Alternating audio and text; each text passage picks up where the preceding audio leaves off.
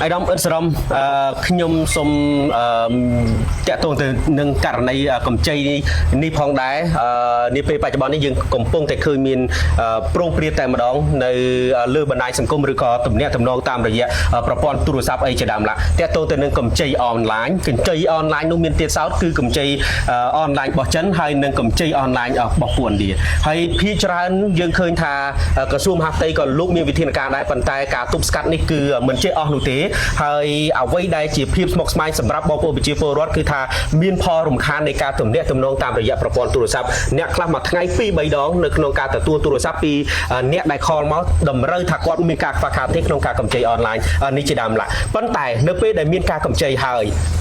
ยืงเลือกจีบอดปีเศร้าเนี่ยได้ทรบานกับใจในเปกับเราเมาส์ตามเอาไว้ได้กอดรีบรอบเอาบานดังก็ทานเนเปได้กับใจแต่ดอได้หายกับบองมีนพิบยืดย้ายกาปีในกับพวกหายมันเติมแต่ประปันหนึ่งเตกับปราพิษาอัศรุเหมือนท่าตามปอนตัวซับเลือกเนี้ยหมกถอยกาโรคเรื่องดอลเตะสบายเองจังจะดำละยืงคืนทาเนี่ยเลยมาได้สังคมติ๊กต็อกดอลใบแล้วแต่พอไอ้ก็ทรบรองในกาเจเป็นเจ้าตามระยะบันไดสังคมโดยสาวแต่กรมกับใจออนไลน์ของไหนดอกចំណុចនេះវាមិនខុសពីអ្វីយើងបានលើកឡើងដែលខ្ញុំបានលើកឡើងខាងដើមនេះទេប៉ុន្តែកម្ចីដែលអនឡាញក្រៅប្រព័ន្ធនេះយើងឃើញថាកម្ចីអនឡាញដែលគេមានផ្សព្វផ្សាយសាធារណៈអ្នកដែលត្រូវការលុយត្រូវការថវិកាគេមានការខ្ចីការប្រាក់ប៉ុណ្ណេះខ្ចី100ការប្រាក់10រៀលឬក៏1000ប្រមាណអីប្រមាណអញ្ចឹងទៅហើយជាទូទៅយើងឃើញការកម្ចីអនឡាញហ្នឹងច្រើនពីជនបរទេសមានជនជាតិឥណ្ឌាជនជាតិបង់ក្លាដេសឥឡូវមានចិនមានអីច្រើនណាជនណាក៏ដើរធ្វើដាក់ប៉ាយផ្សព្វផ្សាយបិទតាមដើមឈើដើមអីជាសាធារណៈបញ្ហាទាំងអស់នេះយើងឃើញថាជាយន្តការមួយនៃការប្រកបមុខរបរខុសច្បាប់ហើយការប្រកបមុខរបរខុសច្បាប់ហ្នឹងគឺអាជ្ញាធររដ្ឋរបស់យើងគឺក្រសួងដែលមានសមត្ថកិច្ចហ្នឹងគឺក្រសួងមហាផ្ទៃហ្នឹងគឺបានមានវិធានការទប់ស្កាត់មួយចំនួនហើយ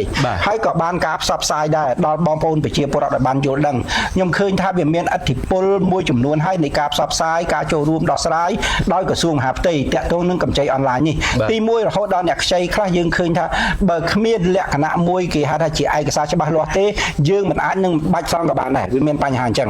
ដោយសារអីការកម្ចីអនឡាញនឹងជាទង្វើមួយតាក់ទងនឹងគោលការណ៍មួយរបស់ធនាគារជាតិគឺអត្រាការប្រាក់ព្រោះកម្រិតនៃការអត្រាការប្រាក់វាខ្ពស់មែនទែនខ្ពស់ដល់មែនទែនហ្មងប៉ុន្តែដូចខ្ញុំនិយាយខាងដើមអ្នកដែលត្រូវការលុយដំបូងនៅពេលដែលគាត់ត្រូវការចង់ការប្រមាណគាត់ថាមិនបាច់និយាយមិនបាច់ខ្វល់អីអញ្ចឹងទេដោយសារឲ្យតែបានលុយសិនមានន័យថាគាត់ចង់លូតសេះមួយគ្រាអញ្ចឹងដែរឲ្យតែរួចហើយចាំដោះស្រាយទៀតស្ថានភាពនេះជាស្ថានភាពរបៀបរស់នៅក្នុងបញ្ហា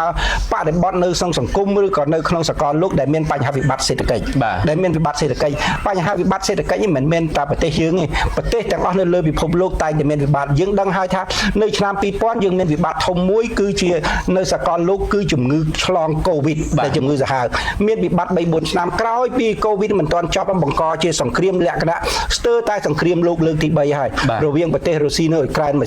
ហើយសង្គ្រាមនៅមជ្ឈិមបូព៌ាហើយបញ្ហាវិបត្តិសេដ្ឋកិច្ចមួយចំនួនបន្តទៀតតាក់ទងនឹងរបាំងពន្ធគយរបស់សហរដ្ឋអាមេរិកដែលយើងដឹងហើយថាទីផ្សារនៅលើពិភពលោកគឺសហរដ្ឋអាមេរិកជាទីផ្សារមួយដ៏ធំដែលប្រទេសទាំងអស់ផលិតនាំយកលក់នៅទីផ្សារសហរដ្ឋអាមេរិកអញ្ចឹងវិធានការអាថារិះរវាងពន្ធដែលនាំចូលទំនិញទៅសហរដ្ឋអាមេរិកហ្នឹងលោកប្រធានាធិបតីដែលជាប់ឆ្នោតហ្នឹងគាត់ដាក់គេហៅថា